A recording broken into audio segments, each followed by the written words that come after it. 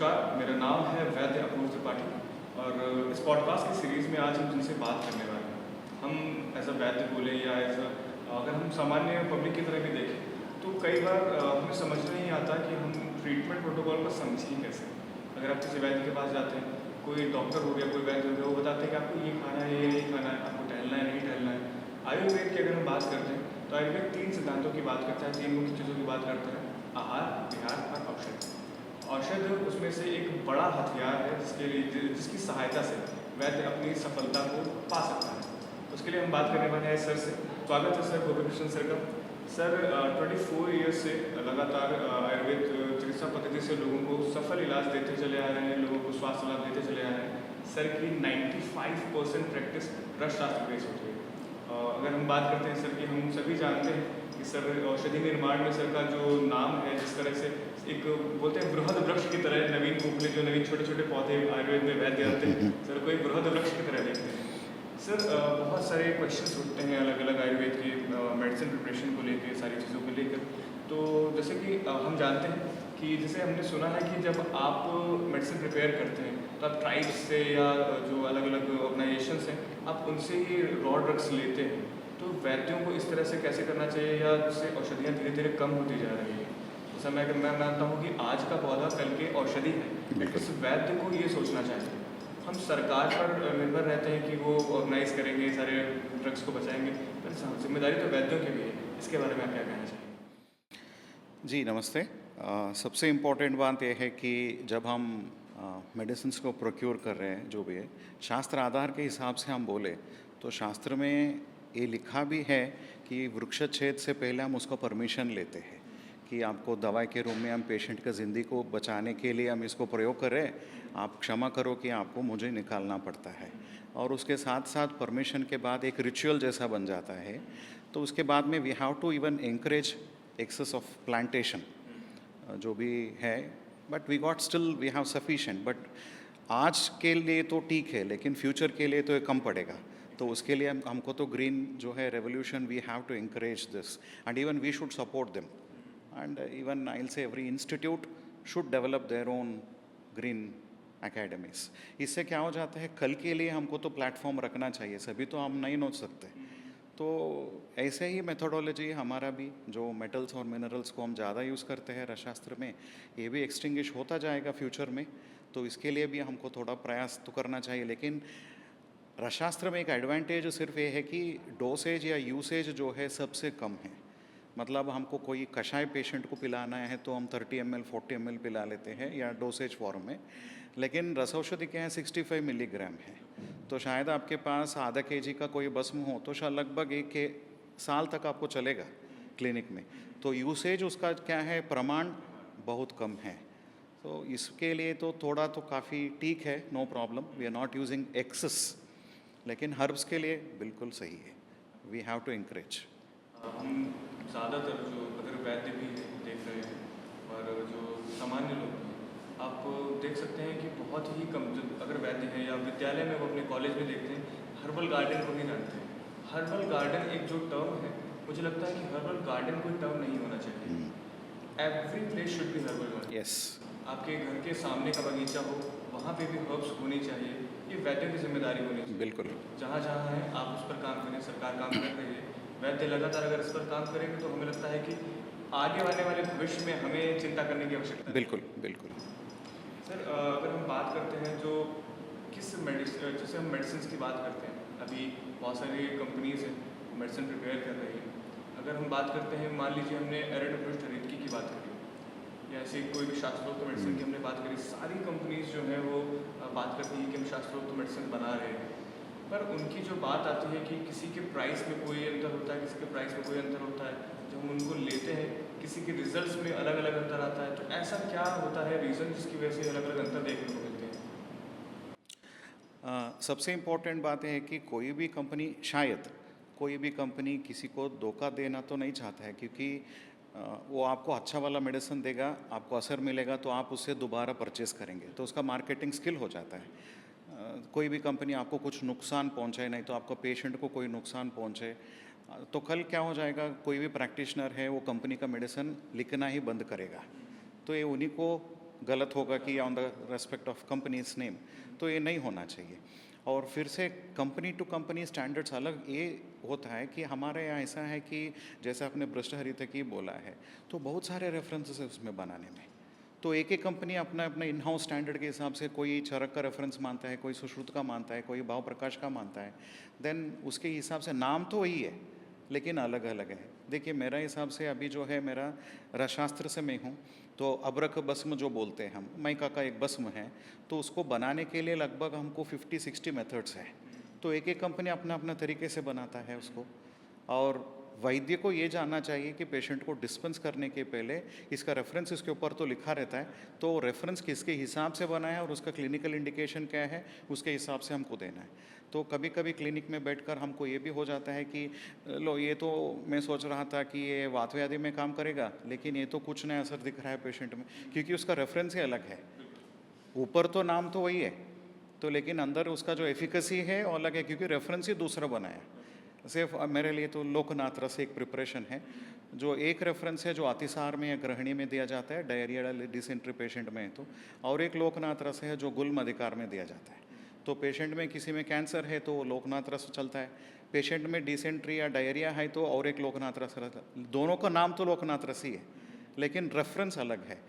तो हम वैद्यों को जब हम पेशेंट में डिस्पेंस करने से पहले ये देखना चाहिए कि वो कंपनी ने किस विधि विधान से उसको प्रिपेयर किया है, तो उसके हिसाब से हम देंगे तो विल बी मोर अप्रोप्रिएट। तो that is very important. Sir contraindication की बात आती है।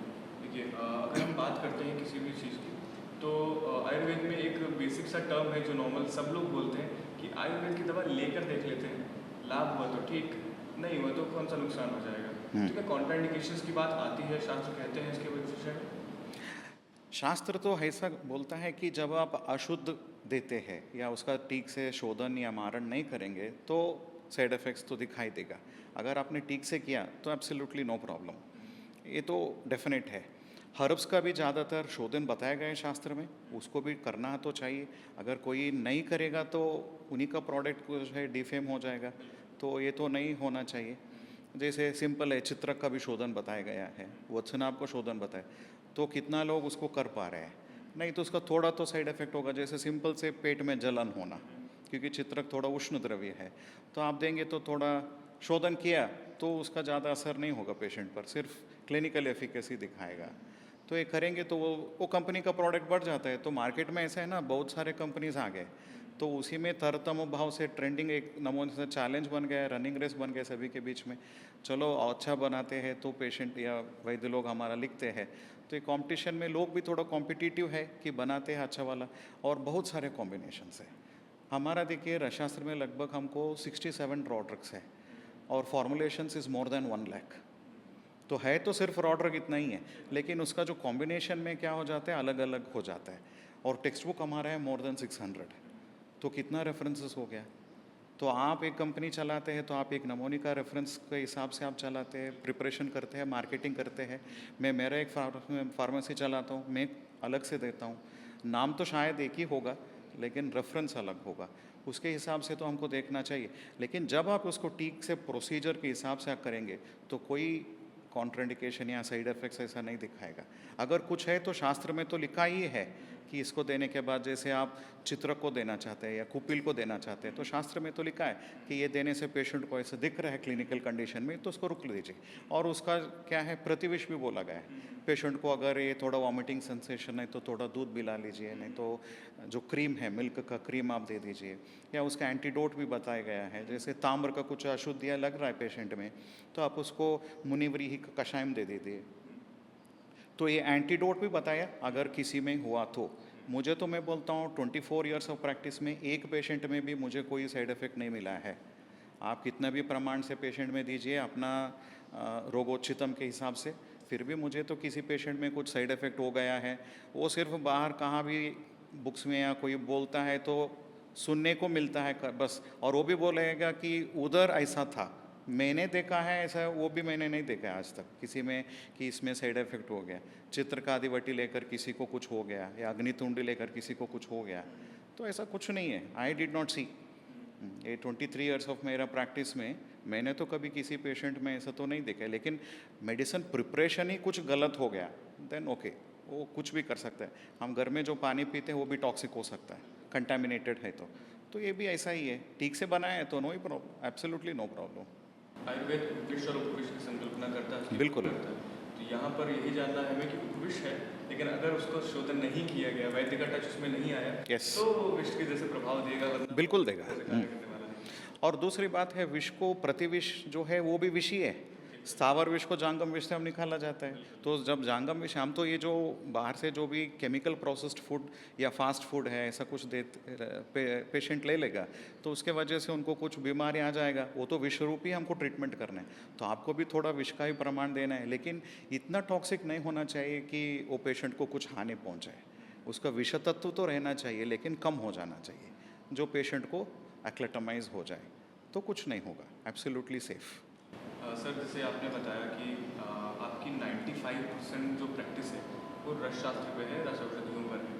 सर, एक बेसिक टर्म सुनने में आता है जो नॉर्मल पब्लिक भी बोलती है जब पेशेंट्स आते हैं हम लोगों के पास, कि आयुर्वेद की दवा में तो मेटल होते हैं, तो ये सारी परेशानियाँ होती हैं, हमें दिक्कत हो जाती है। तो उसके विषय में आपका क्या कहना चाहिए? मिथ है या इसमें कहीं ना कहीं सच्चाई है? जी जी जी। देखिए, आंसर तो सेम वही है। अगर कोई कंपनी से है या कोई वैद्य से है या कोई, बहुत सारे लोग जो वैद्य ना हो वो भी लोग भस्म सभी तो बेच रहे मार्केट में। तो अगर आप वैसे सोर्स से आप लेंगे कि वो ठीक से नहीं बनाया, क्योंकि बहुत सारे शॉर्टकट्स आ चुके हैं आजकल बनाने की विधि में। अगर कोई शॉर्टकट यूज़ किया है, नहीं तो ठीक से नहीं बनाया, उसको शोधन मारण नहीं किया ठीक से, तो डेफिनेटली आएगा, कोई साइड इफेक्ट तो आएगा।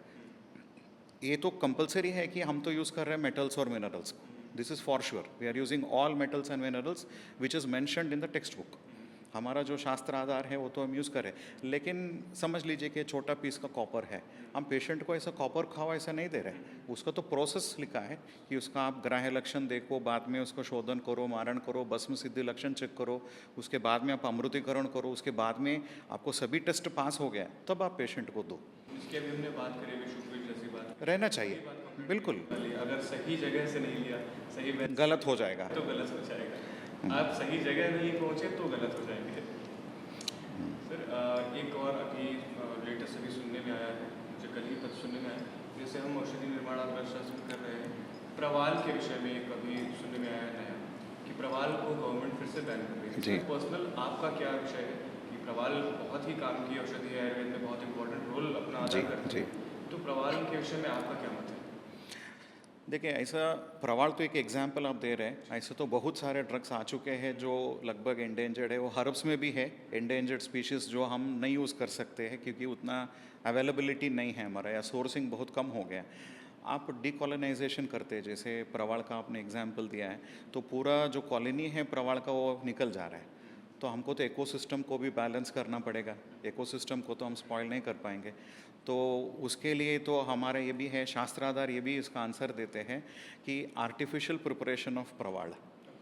तो जब आपको नेचुरल सोर्स नहीं मिल रहा है तो आर्टिफिशियल कैसे बनानी है, उसका क्लिनिकल एफिकेसी तो वही है, लेकिन नेचुरल आपको मिल जाएगा तो अच्छी बात है। अगर आपको नहीं मिल रहा है तो text is also advising for a artificial preparation.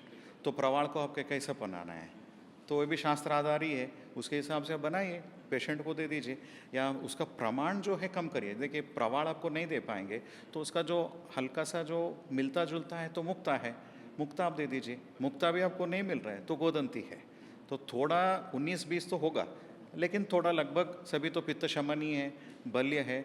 Modern में आप देखेंगे तो कैल्शियम का सप्लीमेंट ही है, या जो भी आपको देखना है, you can use a substitute.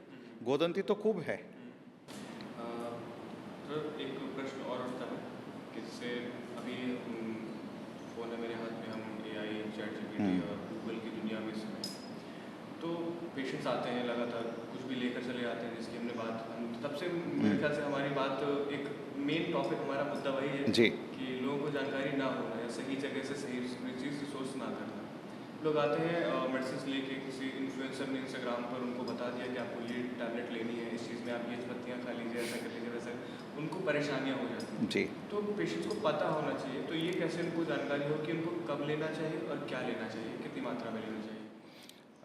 सबसे इम्पोर्टेंट है, मैं तो हमेशा ये बोलता हूँ कि आप कोई वैद्य का सलाह लो जो ठीक है, रजिस्टर्ड है उनके यहाँ।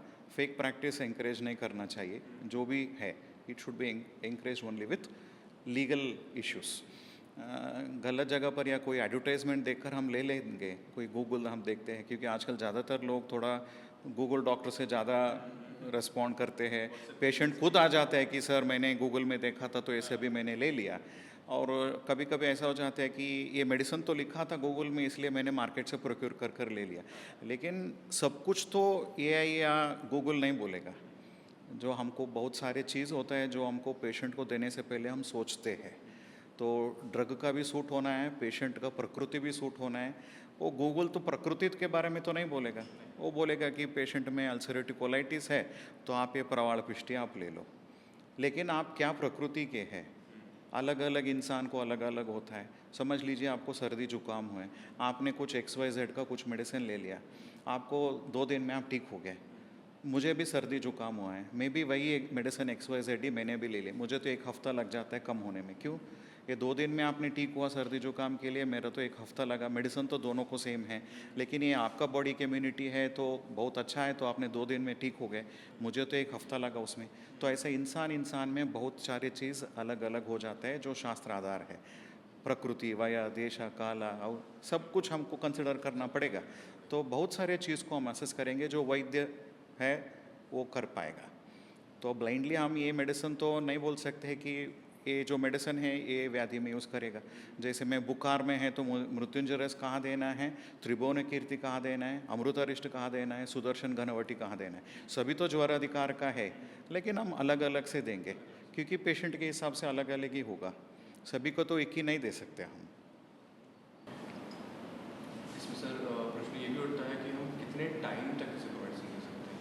अभी किसी ने 1 हफ्ते मेडिसिन खा ली या कोई साल भर से मेडिसिन खा रहा है, हम इसमें ये डिफरेंशिएट कैसे करेंगे किसी को कोई मेडिसिन कितने टाइम तक के लिए देंगे? एक इम्पॉर्टेंट चीज़ है कि पूरा व्याधि शमन जब ना हो तब तक तो आपको देना चाहिए जो व्याधि हर औषधि है। उसके बाद में शास्त्र ने ये भी बोल दिया है कि रसायन तो स्टार्ट करना पड़ेगा, व्याधि मुक्ते रसायनम। सो रसायन आप देंगे तो पेशेंट का जो पूर्व तत्व था बीमारी होने से पहले वही स्टैंडर्ड पर आ जाना चाहिए वापस। देन ये जो रेकरेंस है नहीं आएगा, नहीं तो रेकरेंस तो रहता है बाद में, तो ये भी थोड़ा मुश्किल है। तो टर्म के हिसाब से हम बात करेंगे तो बहुत सारे डिजीज़ेस है जो व्याप्य है, मतलब जो भी लॉन्ग टर्मिंग है। जब तक आप उसको बैलेंस करते जाएंगे तब तक ये प्रोवोक नहीं होंगे, नहीं तो बाद में जब आप मेडिसिन को डिसकंटिन्यू करेंगे तो ये हो जाएगा। जैसे एग्जांपल है डायबिटीज़, तो उसको आप 1 हफ्ता देकर तो डायबिटीज़ को नहीं क्योर कर पाएंगे। ये तो लाइफस्टाइल डिसऑर्डर है, इसके लिए तो शायद आपको साल भर देना पड़ेगा। तो मेरा कई पेशेंट्स है जो कैंसर से पीड़ित है, वो पेशेंट है जो 18-20 साल से भी मेडिसिन कंटिन्यू ले रहे हैं। एक पीरियोडिकली हम उसका इन्वेस्टिगेशन कराते हैं, जैसे ब्लड टेस्ट है या स्कैनिंग है, जो भी कराते रहते हैं तसल्ली के लिए कि पेशेंट को कुछ नुकसान नहीं पहुंच रहा है। और दूसरी बात है व्याधि का प्रशमन हुआ है कि नहीं है। और बहुत सारे ऑटोइम्यून कंडीशंस है, मेटाबॉलिक डिसऑर्डर्स है, ये लाइफस्टाइल डिसऑर्डर्स आज के जो भी आ रहे हैं ना, ये सभी थोड़ा क्रॉनिक वाला ही है। तो ये सभी में थोड़ा लॉन्ग स्टैंडिंग जाता है। लेकिन मुझे तो कोई ठीक से बनाया हुआ मेडिसिन हाथ में मिल गया तो बहुत सालों भर हम देंगे तो भी कोई अनटुवर्ड्स इफेक्ट तो नहीं है। और एक ही मेडिसिन भी हम चला सकते हैं। बहुत सारे मेरे पेशेंट हैं जो सिर्फ चंद्रप्रभा और आरोग्यवर्धिनी पर जिंदा है, तो देर टेकिंग सिंस ईयर्स जो बेसिक मेडिसिन है, मेटाबॉलिक डिरेलमेंट में हम देते हैं या डायबिटीज़ में देते हैं, दे आर एब्सोल्युटली फाइन। आपको कुछ चेकअप करना है तो जो रूटीन साल में 1 बार 2 बार जो लोग कराते हैं तो रूटीन भी आप करा लीजिए इसके हिसाब से। और प्लाज्मा लेवल्स में भी आजकल इजीली फाइंड आउट हो रहा है कि प्लाज्मा लेवल्स अभी नॉर्मल में है कि नहीं। तो आपका तसल्ली के लिए करना है तो करिए, लेकिन मुझे कोई पेशेंट में कुछ गुना तो नहीं मिला है कि ऐसा कुछ हो रहा है पेशेंट में। My patients are safe and secured. इस पूरे कन्वर्सेशन का मुझे लगता है कि अगर हम एक मुख्य मोरल देखें, सेंटर जो इस पूरी कन्वर्सेशन का जा रहा है वो यही जा रहा है कि जो लैक ऑफ नॉलेज कह सकते हैं कि लोगों Yes. को सही जानकारी सही तरीके से ना मिले। लेना है। व्हाट्सएप यूनिवर्सिटी से आप देखकर अपने कोई दवा खाना शुरू कर देते हैं। कोविड में बहुत सारे प्रोफेसर हो गए हैं। व्हाट्सएप प्रोफेसर्स एक्टिवेट हो चुके हैं, तो आप उनसे लगातार जो आप चीज़ें लेकर खा रहे हैं तो वो शायद आपके स्वास्थ्य के लिए नुकसानदायक हो सकता है। अपने नज़दीकी वैद्य से संपर्क कीजिए, अपनी प्रकृति एनालिसिस कीजिए। जैसे अभी सर ने बात की लाइफस्टाइल डिसऑर्डर्स की, लाइफस्टाइल डिसऑर्डर्स में भी जैसे हमने बात की थी आहार विहार और औषध की हमने बात कर ली। आहार और विहार लाइफस्टाइल डिसऑर्डर्स में आते हैं। उसके लिए अपने नज़दीकी वैद्य से संपर्क करिए। अपनी प्रकृति एनालिसिस के Yes. साथ साथ खान-पान, आपको एक्सरसाइज करनी है, नहीं करनी है, Yes. सारी चीज़ों का आयुर्वेद में वर्णन आता है, वो करिए। और औषधियाँ प्लीज़ व्हाट्सएप यूनिवर्सिटी से मत लीजिए। सर जैसे महान व्यक्ति और भी बहुत सारे लोग बड़ी लगन से 30 वर्षों से काम कर रहे हैं सही औषधि आप तक पहुँचाने की। तो कम से कम रस कल्पनाएँ ये सारी चीज़ें होती हैं, बड़ी औषधियाँ होती हैं। तो ये सबसे बड़ा टॉपिक हो सकता है कि जो लोग बोलते हैं कि आयुर्वेद की औषधियों के साइड इफ़ेक्ट्स नहीं होते हैं, सही तरह से नहीं लोगे तो साइड इफ़ेक्ट्स होते हैं। Yes. सर एक लास्ट में आप एक मैसेज देना चाहें हमारे श्रोताओं को जो नवीन वैद्य हैं, जो अपने लिए प्रैक्टिस शुरू कर रहे हैं या जिनको फार्मेसी सेटअप करना है, ऐसे एक मैसेज अपना चाहिए। तो वैद्यगण के लिए जो बोलना है तो सबसे इम्पोर्टेंट बात यह है कि इरेस्पेक्टिव ऑफ कौन से भी डिपार्टमेंट से आप हैं, तो सभी जो भी अच्छा वाला मेडिसिन है, हर्ब है या मिनरल है, मेटल है, जो भी है ठीक तरीके से आप प्रोक्योर करिए और हर एक चीज़ को आप प्रैक्टिस में ले आइए। अगर आपके पास एक्सपीरियंस नहीं है तो जाइए आप कहीं और सीनियर वैद्य के यहाँ ट्रेन कर जी लीजिए, और आपका शास्त्र तो वैसे है ही है ये, तो उसके साथ में सपोर्ट आप ले लीजिए और स्टार्ट प्रैक्टिसिंग। सबसे इम्पोर्टेंट है डू प्रैक्टिस। आपको पूरा दिन में 2 पेशेंट आएगा या 200 पेशेंट आएगा मतलब नहीं, you have to start your practice. सिर्फ हम घर में बैठेंगे या पैरेलल कुछ ढूंढेंगे नहीं होगा, आप रण में उतरिए तब इसको हम बचा पाएंगे। We should fight the disease. जो सबसे बड़ी डिबेट थी जिसकी हमने वही बात करी कि औषधियाँ, आयुर्वेद की औषधियाँ परेशान कर सकती हैं या नहीं कर सकती हैं, अगर आप उनको परेशान करेंगे या सही तरीके से सही उनका चयन करके सही वैद्य की सलाह से नहीं लेंगे तो। Thank you so much sir Yes. आपकी इतनी ब्यूटीफुल इंसाइट्स के लिए, जिन चीज़ों के बारे में लोगों को पता होना चाहिए। ये बहुत ही बेसिक सी बातें हैं लेकिन कोई करता नहीं है। यस। तो इसके बारे में हमने आज बात करी है। मुझे लगता है, आशा है आपके बहुत से प्रश्नों के उत्तर आपको मिल चुके होंगे, या और भी कुछ प्रश्न होते हैं तो आप सर से कभी भी पूछ सकते हैं, और हम लोग भी प्रयास कर रहे हैं कि इन सभी चीज़ों को आप तक लगातार पहुँचाते रहें। नमस्कार, थैंक यू सो मच। नमस्ते। प्रणाम। या